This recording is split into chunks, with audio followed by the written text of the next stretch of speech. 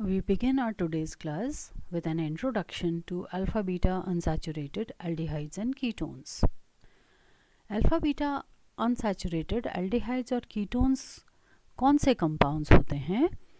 ये वो compounds होते हैं जिसमें कीटोनिक ग्रुप यानी CO कार्बोनाइल ग्रुप और अनसैचुरेशन यानी डबल बॉन्ड एक दूसरे के ऑल्टरनेट होते हैं, एकांतर होते हैं. इन दोनों के बीच में एक सिंगल बॉन्ड होता है, यानी एक single bond alpha beta unsaturated carbonyl compounds में कार्बोनाइल ग्रुप और अनसैचुरेशन को अलग अलग करता है. जैसा हमने बेंजीन में पढ़ा है कॉन्जुगेशन के बारे में, तो इनको हम कॉन्जुगेटेड कंपाउंड कहते हैं, जहाँ पर डबल बॉन्ड और कार्बोनाइल ग्रुप कॉन्जुगेटेड हैं. तो इस तरह के जो कंपाउंड्स होते हैं उनमें रेजोनेंस होती है.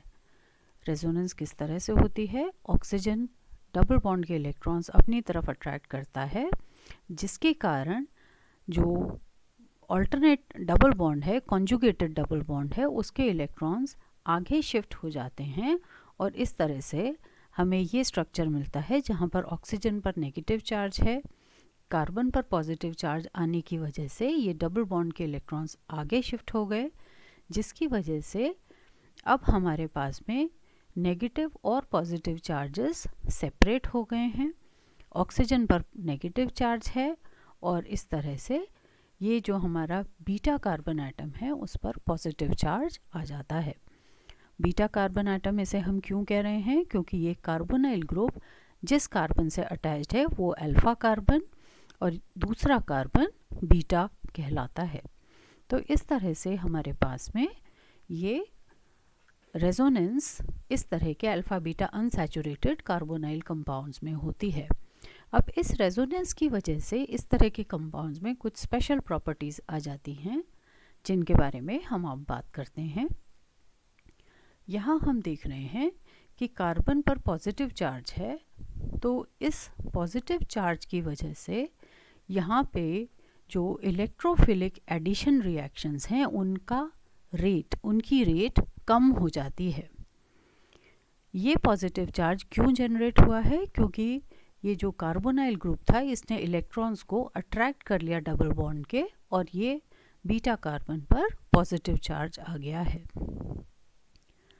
अब जब हमारे पास में रिएक्शन में डबल बॉन्ड जहाँ पर था वहाँ पर पॉजिटिव चार्ज आ गया है, तो नेचुरली यहाँ पर हमारा जो इलेक्ट्रोफिलिक एडिशन रिएक्शंस जो कि डबल बॉन्ड के कैरेक्टरिस्टिक रिएक्शन होते हैं वो नहीं हो पाएंगे, उनकी रेट कम हो जाएगी. तो इस तरह से अल्फा बीटा पोजीशन पर कार्बोनाइल कंपाउंड की प्रेजेंस की वजह से सी डबल बॉन्ड सी की रिएक्टिविटी कम हो जाती है. तो एक प्रॉपर्टी हमने देखी कि अल्फा बीटा अनसैचुरेशन कॉन्जुगेशन में होने की वजह से इन कंपाउंड्स के इलेक्ट्रोफिलिक एडिशन रिएक्शंस की रेट कम हो गई. और जो दूसरा फीचर देखने को मिलता है वो ये कि जो कार्बोनाइल ग्रुप पे न्यूक्लियोफिलिक एडिशन रिएक्शंस होते हैं उनकी रेट बढ़ जाती है. वो रेट क्यों बढ़ जाती है? क्योंकि जो कॉन्जुगेटेड डबल बॉन्ड है वो रेजोनेंस में भाग लेता है और इसको हम डिटेल में अभी आगे देखेंगे. पहले हम बात करते हैं इलेक्ट्रोफिलिक एडिशन रिएक्शंस की.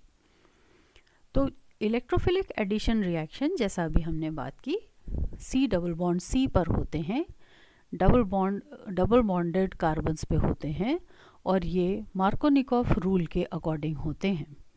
तो मार्कोनिकॉफ रूल को यदि हम थोड़ा रिवाइज कर लें, पुरानी क्लास में पढ़ा है हमने, तो मार्कोनिकॉफ रूल में क्या होता है कि जो रिएक्टेंट जो दूसरा रिएक्टेंट है उसका नेगेटिव पार्ट, जैसे हम यहाँ पे बात करें अगर हम सिर्फ सी डबल बॉन्ड सी की बात कर रहे हैं और हमने इसका HCl से रिएक्शन कराया है, अभी हम CHO ग्रुप को इग्नोर कर रहे हैं, इसे हम नहीं देख रहे हैं. हम ये मानते हैं कि हमारे पास में सिर्फ CH2 double bond CH2 compound है और इसका जब हमने रिएक्शन HCl के साथ में जब हम कराते हैं तो मार्कोनिकॉफ रूल के अकॉर्डिंग ये जो Cl है, नेगेटिव पार्ट है, वो उस कार्बन पर जाता है जिस पर हाइड्रोजन की संख्या कम होती है। CH2 में दोनों में बराबर है, लेकिन अगर हम प्रोपीन लेते हैं, CH3 CH double bond CH2 यदि हम कंपाउंड लेंगे, तो ये जो HCl है उसमें Cl नेगेटिव पार्ट उस कार्बन पर ऐड होता है जहाँ पर हाइड्रोजन की संख्या कम होती है। लेकिन जब हम alpha beta unsaturated carbonyl compound में ये रिएक्शन कराते हैं HCl के साथ में, तो जो प्रोडक्ट बनता है उसमें ये देखा गया है कि जो बीटा कार्बन है, यहाँ पर अल्फा कार्बन ये कहलाएगा, ये this is beta carbon atom, तो नेगेटिव पार्ट जो यहाँ पे है वो बीटा कार्बन पे जाता है जिस पर हम देख रहे हैं हाइड्रोजन की संख्या ज़्यादा है। तो ये एक एंटी मार्कोनिकॉफ एडिशन रिएक्शन होता है। ठीक है, so we repeat this, negative part कौन से कार्बन पे जा रहा है, अल्फा पर न जाके, जो कि मार्कोनिकॉफ रूल होता, बीटा कार्बन एटम पर जुड़ जाता है, और वो है हमारा एंटी मार्कोनिकॉफ एडिशन। तो इसी के हम और एग्जाम्पल्स देखते हैं। तो यहाँ पे हम क्या देखते हैं, मेसिटाइल ऑक्साइड है जहाँ पर डबल बॉन्ड है और कार्बोनाइल ग्रुप के कॉन्जुगेशन में है। तो CH3OH का ये पॉजिटिव पार्ट है H, और OCH3 इसका नेगेटिव पार्ट है। तो ये जो नेगेटिव पार्ट है ये बीटा कार्बन एटम पे जुड़ जाता है इस तरह से, और इसका हाइड्रोजन जो है वो अल्फा कार्बन पे जाता है, और हमें इस तरह से एक पेंटेनॉन एज रिएक्शन प्रोडक्ट मिल जाता है। सिमिलरली हम दूसरा रिएक्शन देखते हैं, तो वाटर में HOH, तो OH जो है वो हमारे बीटा कार्बन पे जाएगा और यहाँ पर H आ जाता है जो कि हम प्रोडक्ट में देख रहे हैं।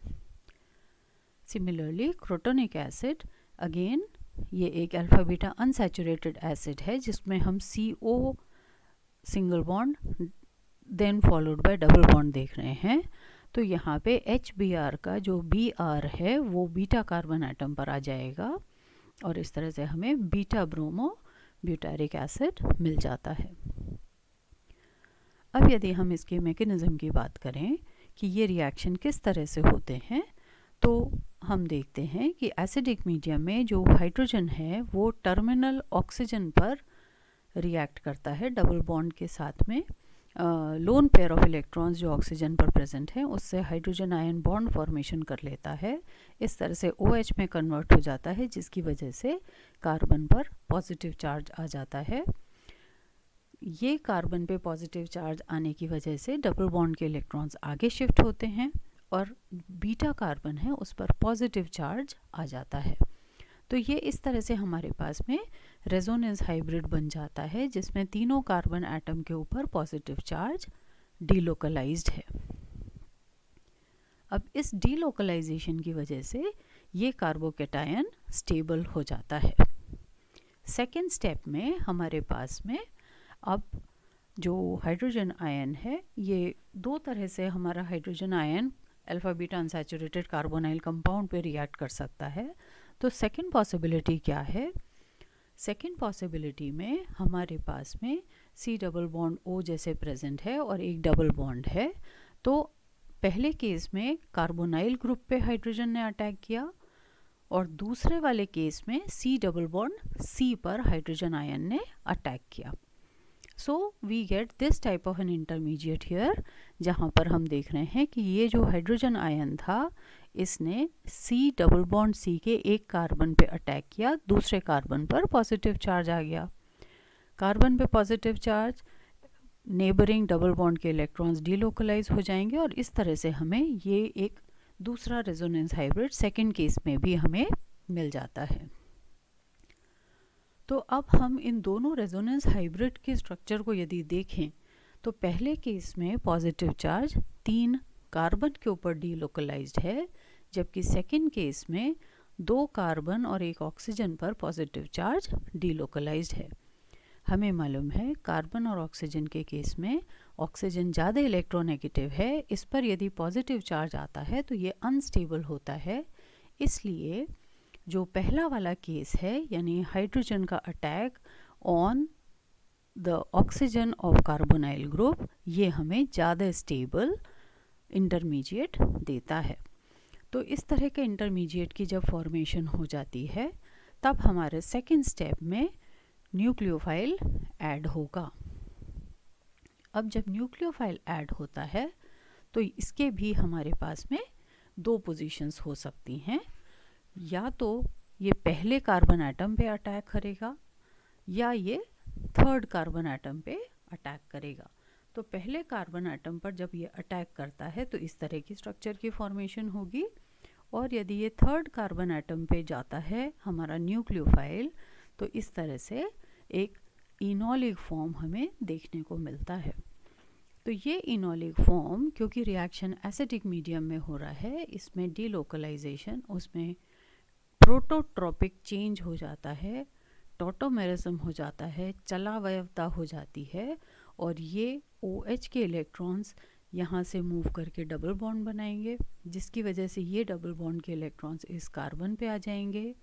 जो ऑक्सीजन के पास में OH के पास से हाइड्रोजन निकलेगा वो इस कार्बन पे आ जाता है, और इस तरह से कीटो फॉर्म हमें मिल जाता है। तो ये हमारा रिएक्शन मैकेनिज्म है इलेक्ट्रोफिलिक एडिशन रिएक्शन का।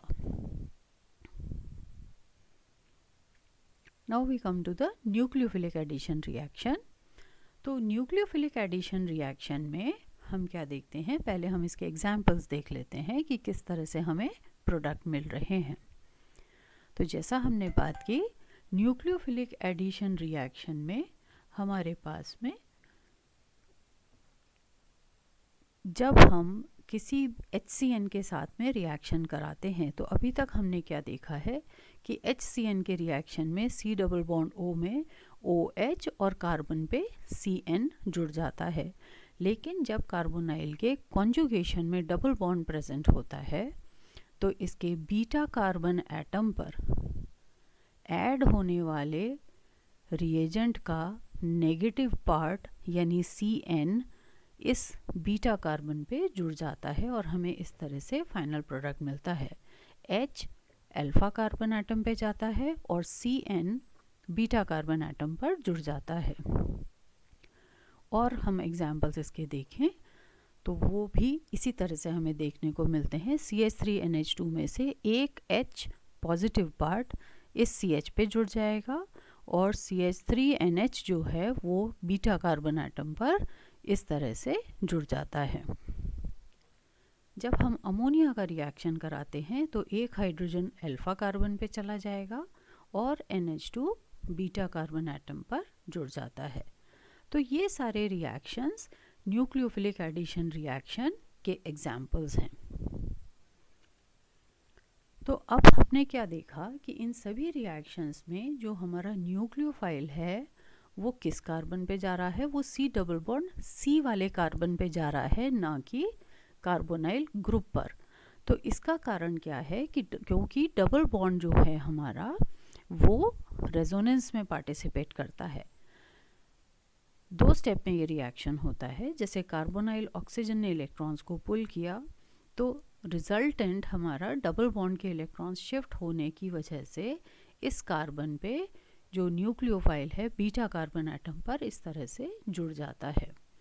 अब ऑक्सीजन पर नेगेटिव चार्ज है, एडजेसेंट इसके डबल बॉन्ड के इलेक्ट्रॉन्स हैं, तो ये double bond electron pair double bond में कन्वर्ट हो जाता है और ये डबल बॉन्ड आगे शिफ्ट होके इलेक्ट्रॉन पेयर में। तो इस तरह से हमें एक इंटरमीडिएट मिलता है जिसमें नेगेटिव चार्ज हमारे C single bond C single bond O के ऊपर इस तरह से नेगेटिव चार्ज डिस्ट्रीब्यूटेड रहता है, डीलोकलाइज्ड रहता है। इन तीन एटम्स के ऊपर नेगेटिव चार्ज डीलोकलाइज्ड रहता है। यहाँ पर हम क्या देखते हैं, ऑक्सीजन जो कि इलेक्ट्रोनेगेटिव एटम है उस पर नेगेटिव चार्ज है, इसलिए ये एक स्टेबल स्पीशीज बनाता है। अब सेकेंड स्टेप में हाइड्रोजन आयन नेगेटिव एटम पर अटैच हो जाएगा, तो या तो ऑक्सीजन पर अटैच हो जाएगा H, तो इस तरह से हमें OH मिल जाएगा, एक इनॉल प्रोडक्ट हमें मिलता है, जबकि यदि कार्बन पर नेगेटिव चार्ज आता है तो ये हाइड्रोजन इस कार्बन पर अटैच हो करके हमें कीटो फॉर्म देता है। हमें ये पता है कि इनॉल और कीटो फॉर्म्स आपस में टॉटोमराइज करके हमें एक मिक्सचर के रूप में फाइनल प्रोडक्ट देते हैं। जब भी कीटो इनॉल टॉटोमेरिज्म होता है तो कीटो फॉर्म ज़्यादा स्टेबल होता है, इसलिए ग्रेटर परसेंटेज या मेन प्रोडक्ट हमें कीटो फॉर्म मिलता है। So this is how nucleophilic addition reaction takes place in alpha beta unsaturated ketones and aldehydes. तो आज की क्लास में हमने इलेक्ट्रोफिलिक एडिशन रिएक्शन और न्यूक्लियोफिलिक एडिशन रिएक्शन के मैकेनिज़्म के बारे में बात की है। इन मैकेनिज़म्स को लिख करके स्टडी किया जा सकता है, समझा जा सकता है, और आगे के रिएक्शंस के लिए हम नेक्स्ट क्लास में कंटिन्यू करेंगे।